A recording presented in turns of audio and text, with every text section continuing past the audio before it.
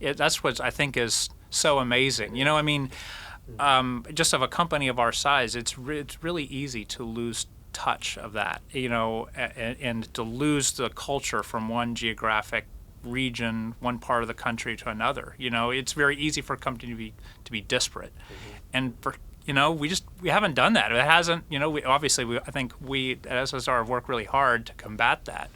Yeah. But it's one of our core values, and I love that about SSR.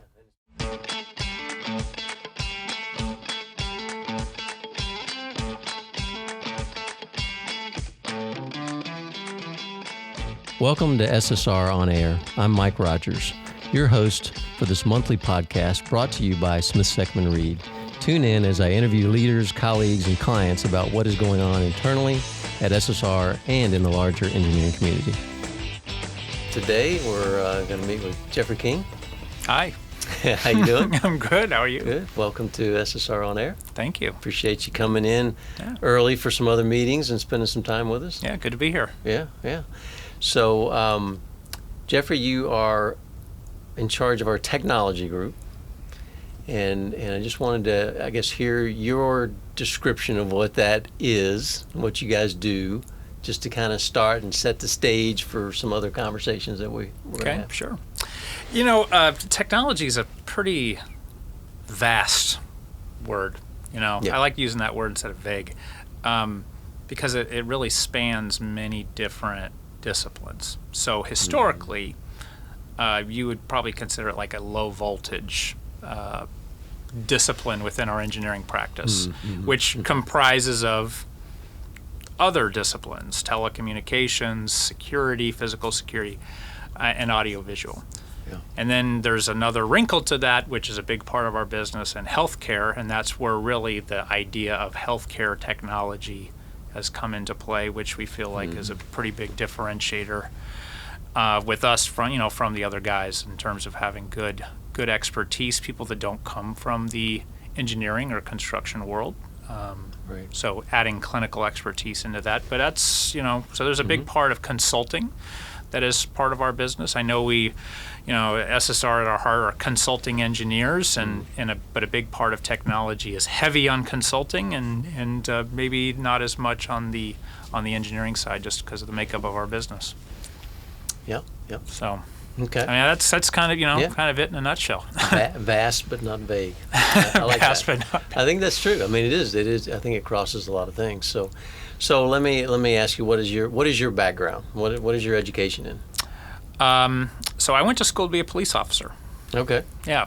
I went to school to be a police officer, and it's for a variety of reasons. My father died when I was 19 years old, and so it was really difficult for me to go to school as a 19-year-old kid, trying to think about, just the world and everything that was going on around me. So going to work was something that was a good distraction for me. And through that, I got into the business of security, of working for what we call an integrator, a security installation contractor. Okay. So that has some ties to law enforcement. And I started going to night school to get my associate's degree in administration of justice, which is what I have my degree in. Yeah. And through that, I actually met my wife, who was actually going to school for the same thing. And it's just kind of incidentally, none of us do law enforcement, but that's how my background. Yeah, I had a dream of wanting to be a LAPD, because it's the biggest police academy, biggest police department in the United States, and you definitely could lick your chops there and you can go anywhere. But, yeah. That's interesting. I didn't know that about you. So then, how did you end up at SSR and that path that led to here? Yeah. So I continued my career on the construction side of our business of architecture and engineering planning. And I continued that as a technician, and then became a project manager, became a operations manager at a really, really young age. The owner of the company that I was working for, and the company was called All Guard Systems. So they're still a family-owned company today, owned by the Cook family, and Dennis Cook was the owner. He was a great mentor of mine, took a really big chance in me and promoting a young kid. I was 23 years old, and I was the operations manager at the time. So we were a pretty big shop, actually, at about 75 employees. So, it wasn't a small, mom and pop by any chance, or by any means necessary. And then I had an opportunity to go on to the consulting side, it was kind of out of just coincidence. I was working on a project at a higher ed facility at a women's college, Mills College in Oakland. And I got recruited by that design firm that I happened to be working on the same project for. So it was actually kind of interesting. One of my first tasks at this other firm was to review my own shop drawings. So nothing like going, boy, who was the idiot that put these drawings together? Wait a minute, that's me. Right, how many demerits can I find here?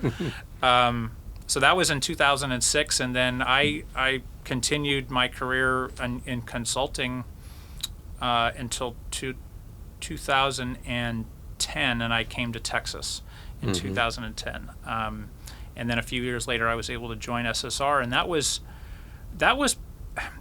This sounds a little philosophical, and it's a story I actually tell to many others who we try and recruit through an interview process. And that is, I came from a firm that I felt was largely transactional. They were just go about any business that they can, trying to grow and they were successful in growing, but it was really not through relationships, and it just felt very transactional. And it just didn't fit right with who I am, and I think the culture, and really what I get, passionate about. And so I heard stories about a company called SSR and how they had these long-standing customers, some of which for, 20, 25 years at the time, which I was just dumbfounding to me. It was like, wow, wait a minute, you have relationships with your clients, like you become, personal and lifelong friends. Wow, that's amazing. I want to experience that.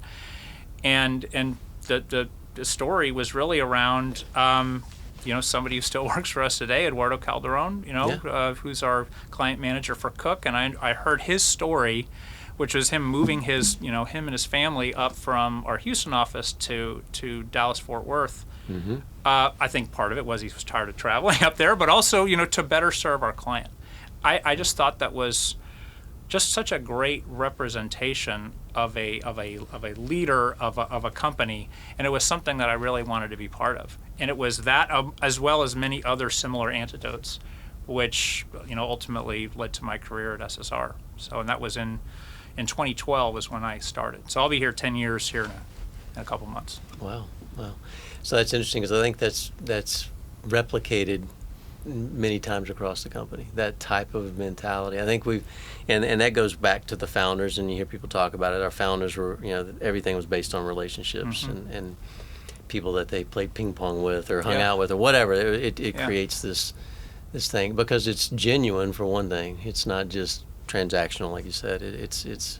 It turns into something more than what you expected. So that's a good story. Yeah. And I agree. I mean, my history was, of course, military first, and then, a couple of firms I worked with before I came to SSR, which has been 20 years ago now. But I had 15 years before I got here doing that kind of thing, and a lot of that was very transactional, or just didn't have the same feel. And I remember I walked in the door over here. I had it just like flipping a switch. Sat down with Rob, how Rob was, and had conversation, and that was it. I was like, okay, you're gonna have to drag me out the door. I'm gonna be here for a while. Yeah, so, I appreciate that story. It is amazing. You're right though. I've been able to experience or hear similar anecdotal stories from others here, and it doesn't matter what office. That's what I think is so amazing. It is. I mean, just of a company of our size, it's really easy to lose touch of that, and to lose the culture from one geographic region, one part of the country to another. It's very easy for a company to be disparate, and for we haven't done that. It hasn't. I think we at SSR work really hard to combat that. Yeah, but it's one of our core values, and I love that about SSR. Yeah, and it's been a struggle, certainly during the pandemic side of things, when we couldn't get together as much, and we've struggled through that. And yeah, thank God for Zoom and Teams, though, right? Yeah, right. Definitely worked out well. So you've been here 10 years now. So when you walked in the door 10 years ago, what did the technology group look like? What were you guys doing? Yeah. And look forward to today, what you're doing. Yeah. It's interesting. I was, I remember my first day, we had one technology client in the office that I worked at, and I was our only technology employee, which means that prior to me coming, there was a period where we had nobody. Right. So that was, not to say a concern. I was somewhat used to that method. So that was, I think, helpful for me. And I shouldn't say method. As I moved from California to Texas, I was entering into a new geographic market. So it was almost you have to have like a startup mentality in a way.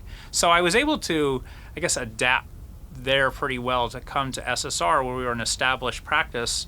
However, we were kind of an expansion off of the Houston office. Our Houston office has such a tremendous, reputation of being in the healthcare firm in the largest healthcare market in the world, largest medical center in the world. But we never really had, I think, a good independent reputation within the North Texas market. And obviously, fast forward to today, and just my goodness, like we've really made tremendous strides. It's so exciting, where I think we are in North Texas. But I think our technology team as a whole, we were about 20 people, and had, I think we were pretty steady in terms of what our workload was, in terms of what our I think outlook was.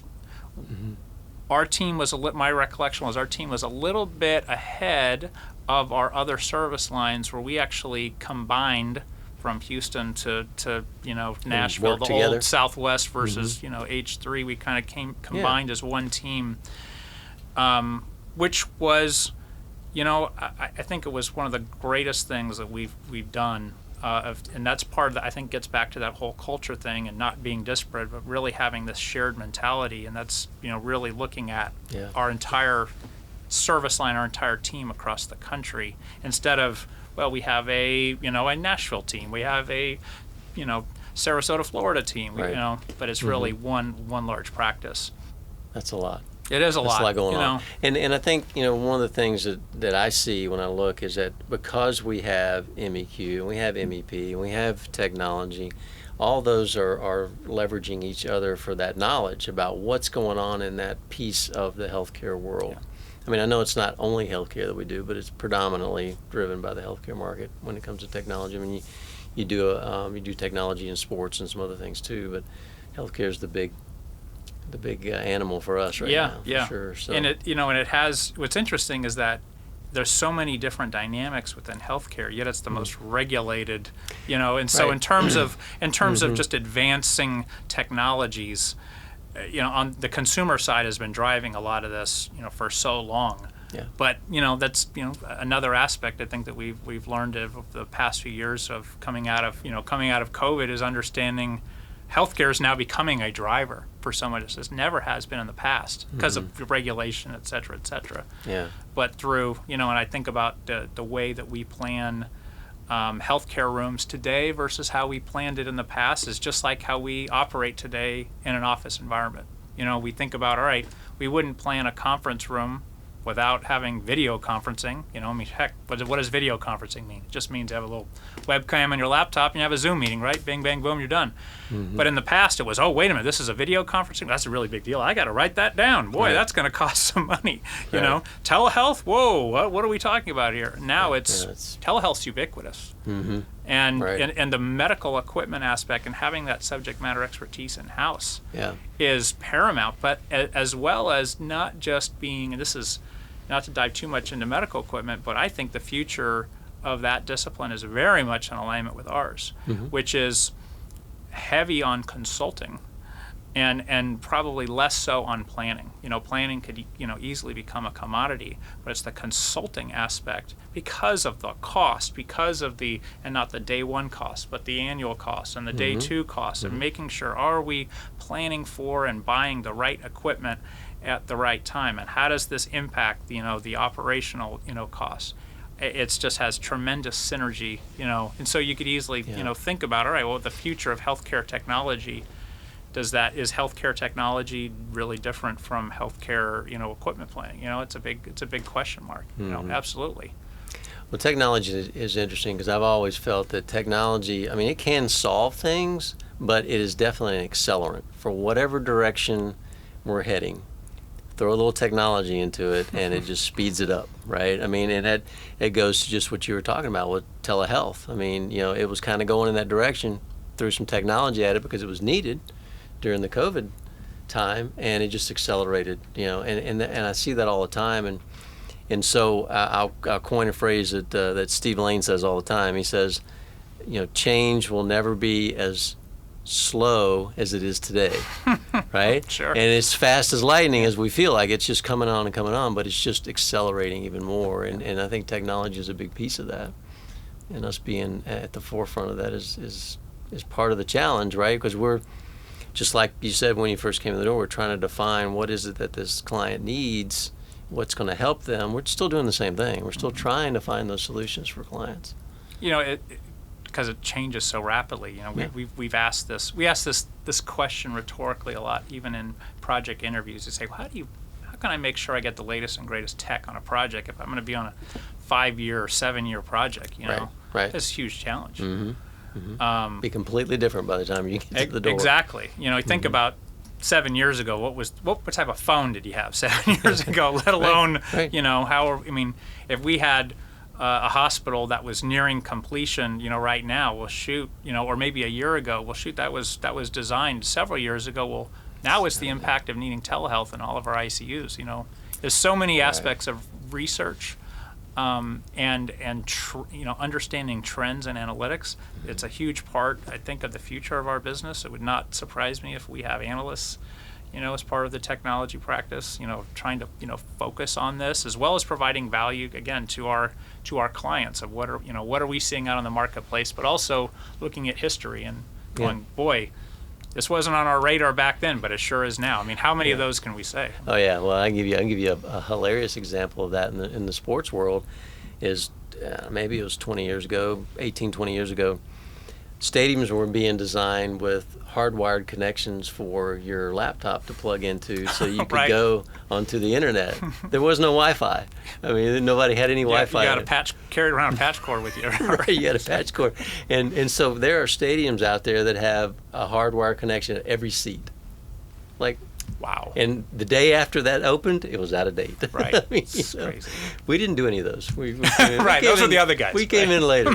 We figured it out. You're not going to need that. But yeah. So, but that's the kind of stuff that you have to be out in front of, so that your client doesn't look at you after 5 years of working on it and go, what were you thinking? Yeah.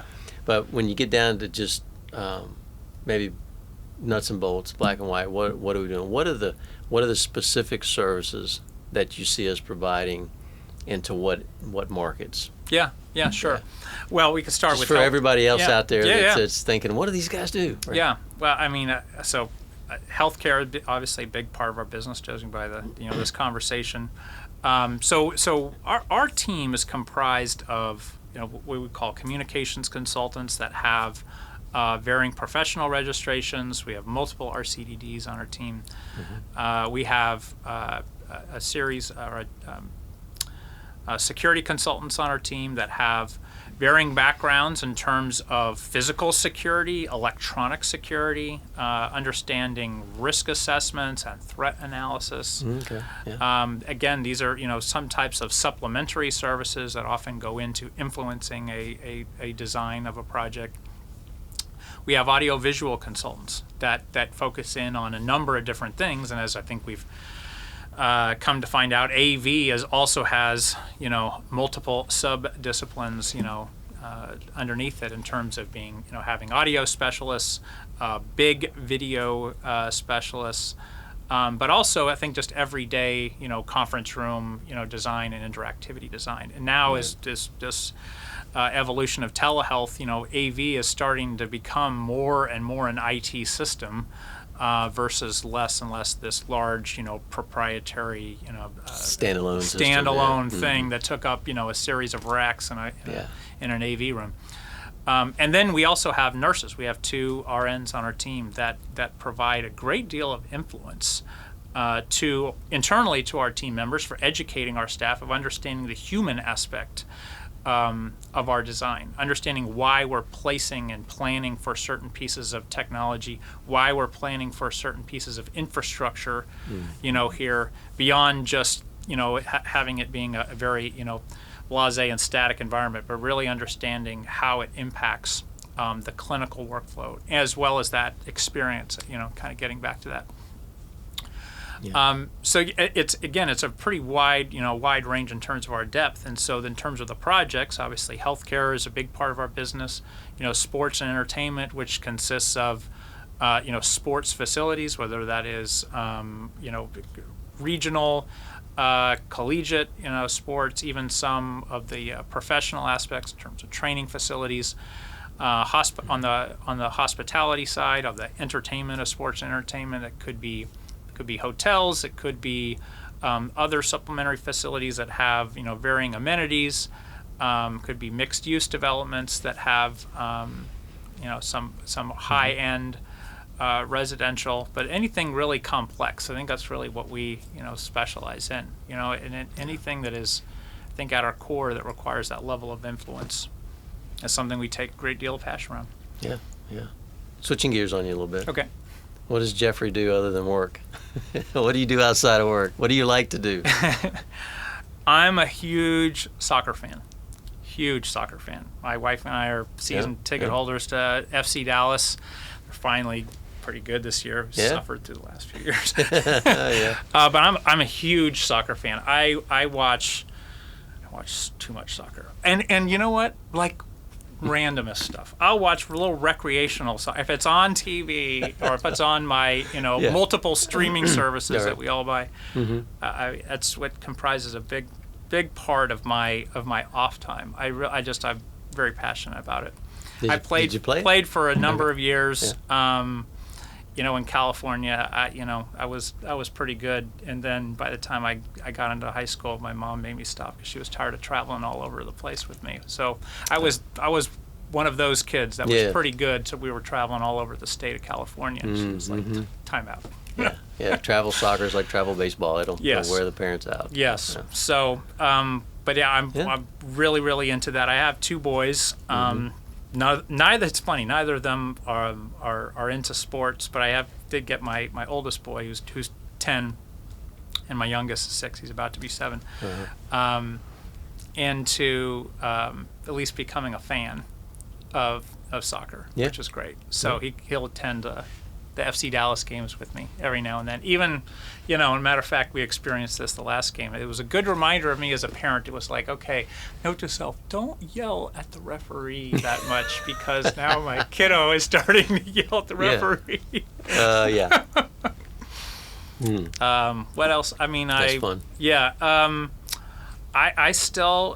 love video games. I love it. It's just so immersive, and some of them are just obviously they're off the charts now. Yeah. Amazing, the graphics in them now. Yeah. But I was one of those folks when the PS5 first came out. I was like on my phone. Okay, wait, what's the time? I guess the countdown. I got to get it. I mean, it was hardcore. Yeah. And my kids are really into it too, so it's fun. Well, Geoffrey, appreciate the energy. Thanks. As always. Yeah, thanks for coming in and talking and sharing with us. Thank you. Yeah. Thanks for joining us for this episode of SSR On Air. We hope you enjoyed it. Be sure to like and subscribe wherever you get your podcast. You can also connect with us on social media. Links to everything can be found in the show's notes. Take care, everyone. See you next time.